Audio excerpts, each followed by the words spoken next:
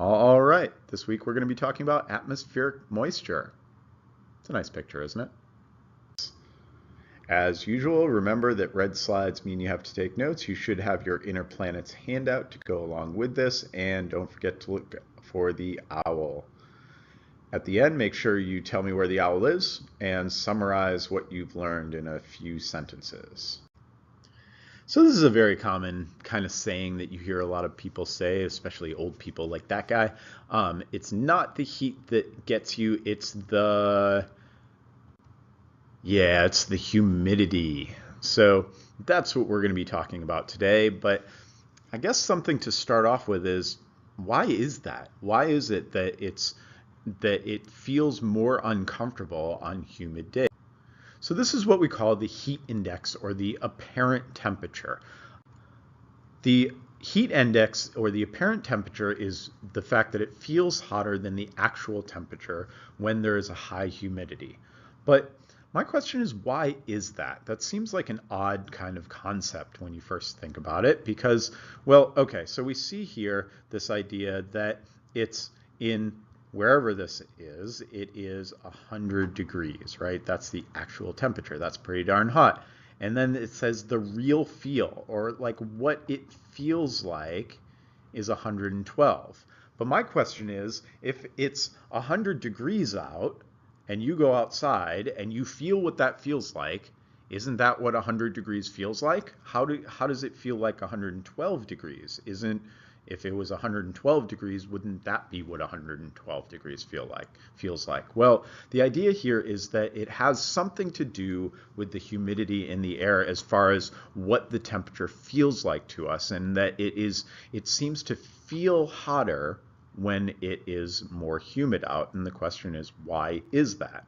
All right. So first of all, we have to talk about the idea of something that hopefully you know about, which is changing states of matter. So we know that if you go from a liquid to a solid, this is called freezing. If you go the other way from a solid to a liquid, this is called melting. And if you go from a liquid to a gas, that's evaporation or boiling. And if you go from a gas to a liquid, that's condensation. These guys, sublimation is when you kind of skip a step, when you go right from a solid to a gas or a gas to a solid. We don't really have to worry about that too much, but you have seen this if you've ever seen dry ice and the sort of steam that comes off of it, that's sublimation. But what we really need to remember here is the evaporation part. That's the important part to us right now. And you can see here from this picture what evaporation is. Evaporation literally is water molecules going from being in a liquid to basically jumping out of that liquid and going into the air. That's what evaporation is. Okay. So this is something that happens. You can think of this like when you get out of the shower, or when you get out of a pool, or in fact when you are sweating. And that's kind of one of the important parts here. The idea is that water is on your skin here, here, and it is jumping off of your skin and going into the air. And the key thing to understand here is that when it does that, it takes heat with it. So heat, you may know that in order to get from a liquid to a gas, or from a solid to a liquid, what you have to do is add heat to it. So you can think of that heat that's being added as being kind of in the water molecules, and when they jump off, or when they jump off of your skin, they take that heat with them. So this is kind of what a parcel of air, or a little part of air, a little sort of sphere of air, would look like under a really powerful microscope. So you have some, as you guys already know, you have some oxygen there, usually chemically bonded together, so we would call that O2. Same thing with the nitrogen, usually chemically bonded together in pairs, so we would call that N2. And then we have mixed in there some water molecules as well. So that's kind of what air would look like under a microscope. Now, I want you to think of the idea of air that has a lot of water molecules in it versus air with a very few water molecules into it. And I want you to think of the idea of sweating in those situations. Now, when we think of sweat, I know you think of sweat as being something that's annoying and something that you kind of wish we didn't do, but this is something that is sort of an evolutionary advantage. This is our air conditioning system. There is a reason why we sweat. And the reason why we sweat is what I was talking about before, this idea that when that water molecule jumps off of your skin, it takes heat with it. So it actually cools you off. And this is what you're feeling when you get out of the pool or when you get out of the shower and things like that. So think about the idea of air that is at 95% relative humidity. In other words, it is holding 95% of the water that it can possibly hold versus air that is only 10% relative humidity, okay? And think about this idea of an air molecule or a water molecule trying to jump off of your skin and get into the air. Well, in this situation over here, it's kind of difficult. It's a bit of a crowded situation and it kind of has to fight for space, and there's not a whole lot of room for extra water molecules here. Whereas here you can see this young lady definitely looks happier, right? Because her sweat is doing what it's supposed to do. It is jumping off of her skin and taking heat away from her body and keeping her cool. And it's very easy to do that when there's all this extra room here for water molecules in the air. So what that basically means is that when air is very humid, like this situation over here, our sweat doesn't do the job that it's supposed to do. It doesn't allow our sweat to evaporate. And when the air is not humid, it does allow our sweat to evaporate. So that sweat is jumping off our skin and taking heat with it and cooling us down. And it does a better job of that in less humid air. That's why it feels hotter in 95% humidity compared to 10% humidity, even if the actual air temperature is the same. So basically, this explains it all. Dude cooled by evaporating sweat. That's in a dry heat, which isn't so bad. But ambient moisture keeps the sweat on the body, which inhibits cooling and, of course, is gross. That's heat and humidity. So humidity is the wetness in the atmosphere. It is the amount of water that is in the atmosphere. So, dew is moisture condensed from the atmosphere, especially at night, and deposited in the form of small drops upon any cool surface.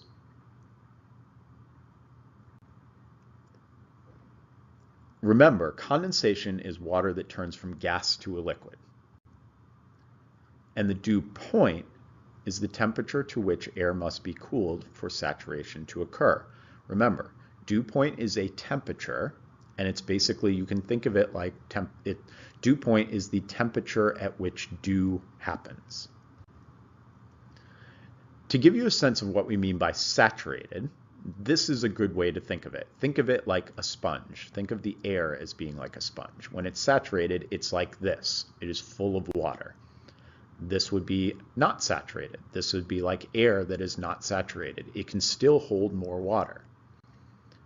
So, dew happens when the air is saturated. This picture, basically the picture on the left of the sponge kind of squeezing out water, is very similar to the idea of cooling down the air and making the water kind of come out and form dew on the grass.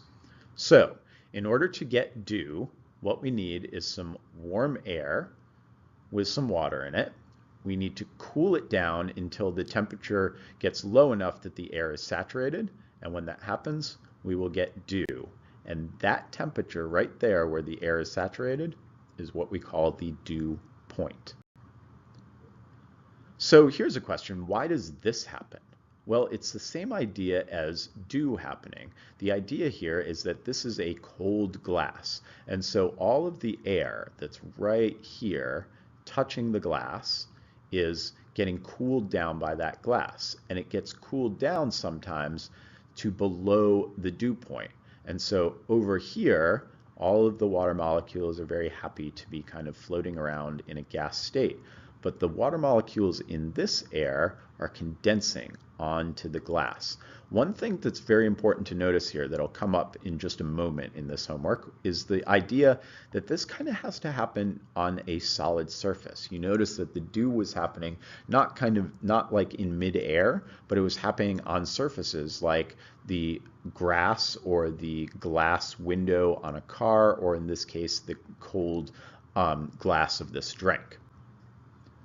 All right, this is something that you should be familiar with at this point. This is a sling psychrometer, and this is a device to measure the humidity. And we've probably done some of that in class, and we'll continue to do that. All right, let's talk about clouds. Here's some clouds. These are some nice puffy clouds. You might know what these are called. So first of all, a cloud is a visible body of very fine water droplets or ice particles suspended in the atmosphere. This right here is not a gas. These are just really little drops of liquid water. So how do clouds form? Well, I have a nice little piece of a video here that will explain this for you. At this temperature, the sea is evaporating fast, producing an invisible gas. Water vapor. By looking at the infrared, the Aqua satellite is able to measure the amount of water vapor evaporating from the surface of the ocean. Aqua shows that this area is producing millions of tons of water vapor every hour. Based on that data, it's possible to create an image of what the vapor might look like if these fishermen could actually see it in the air around them.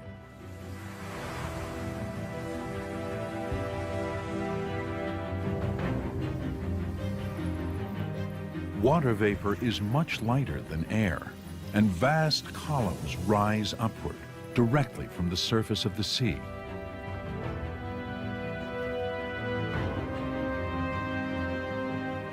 The water vapor carries with it heat, the energy of the sun.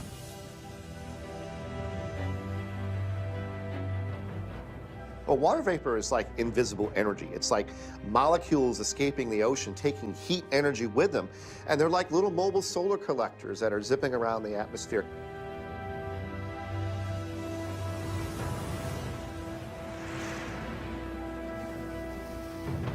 Half a mile up, as the air cools, the water vapor condenses back into liquid water, tiny droplets that form vast clouds.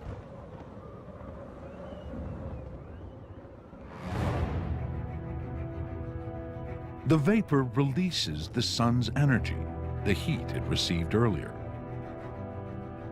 The result is a storm.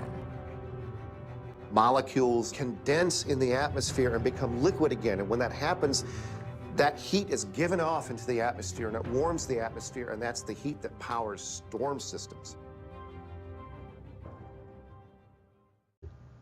So the idea there is that warm air can hold more moisture than cold air. Warm air here holds lots of moisture because there is lots of room between the air molecules.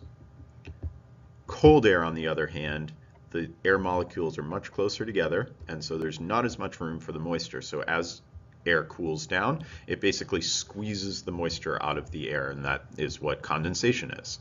So warm air holds lots of moisture. Then that warm air starts to rise.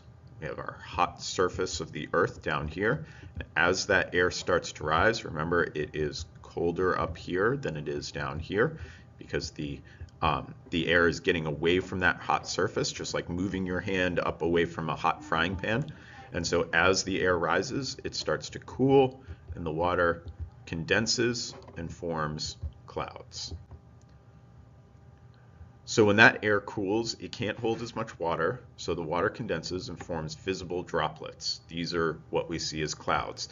One of the things to understand about this is that the droplets basically have to attach to something. Remember we were talking about dew and the idea of the water condensing onto the surface of the grass, or we were talking about the water condensing onto the surface of a cold glass of water or something like that, you might notice that the water is always kind of condensing onto some solid surface. Well, in this case, this is no difference. They need some sort of solid surface, so they usually condense onto little pieces of dust or sometimes even little bacteria or things like that that are floating around up in the upper troposphere, and we call that a condensation nucleus. And you can see here the size of a condensation nucleus is really small. There's the average size of a rain cloud droplet, and that's all compared to this massive looking raindrop here. So if that's the size of a raindrop, you can see that the average size of the droplets in the clouds are really small, and the condensation nuclei are even smaller than that.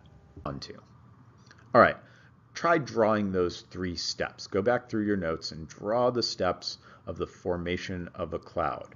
Warm air rises, it cools as we get up to the top, and the water condenses. All right, 3 main types of clouds. We have cirrus, which are these kind of wispy clouds. They are high elevation wispy ice crystals and represents a change in weather coming. So usually when you see these, something is changing about the weather. You have the classic puffy little cotton ball cumulus clouds. Those guys are middle elevation clouds. They're not real high up in the sky. They are usually white, puffy, and represent pretty nice weather usually. And then we have stratus clouds. This is kind of when the whole sky is just covered with clouds, or what we would call overcast. These are low elevation, a gray layer, and usually they bring precipitation with them. Do you know what type of cloud this is? A lot of people know this one. This one's pretty popular. That is cumulonimbus. So these are very tall, anvil-shaped. Draw an anvil, please. That's an anvil, usually used to be dropped on the heads of coyotes and things like that. And they bring with them massive thunderstorms. These are the big storm clouds. Now, along with those types of clouds, we usually have a prefix or a short little group of letters that we put in front of that type of cloud name. So we can have cirro. Those are cirro. That means high altitude. We have alto, like those guys. That's middle altitude. Nimbo, like those, are low altitude. And strato means layered. So we usually kind of put those prefixes together with the 3 different cloud types to tell us what type of cloud it is. We'll practice that more in class. All right, one more type of cloud is fog. Now, many people a lot of times ask, what would it be like to go through a cloud? Well, you've done that probably. If you've ever walked through fog, you've been through a cloud. They're just very low-level clouds that touch the ground. They are a cloud bank that is in contact with the ground. It's a great picture of some fog in the Golden Gate Bridge in San Francisco. All right, so what we learned today is that the heat index feels hotter because saturated air does not allow evaporation. We learned that humidity is the water or the wetness in the atmosphere. Dew is moisture on the surface of something, especially happens in the morning. Think about why that is, because the temperature at night goes down and usually goes down below the dew point, and that's when the dew forms. Speaking of dew point, that is the temperature at which the air is saturated, or as I said before, the point at which dew happens. Sling psychrometers are the devices used to measure humidity. Clouds form from warm air rising, then they cool as they rise up, and then the water condenses because the air cannot hold as much water at that point, and that's when you get clouds. We need to know the 3 different types of clouds, cumulus, cirrus, and stratus, and we need to know those prefixes that go along with it, cirro, nimbo, and strato. We will learn much more about this in class.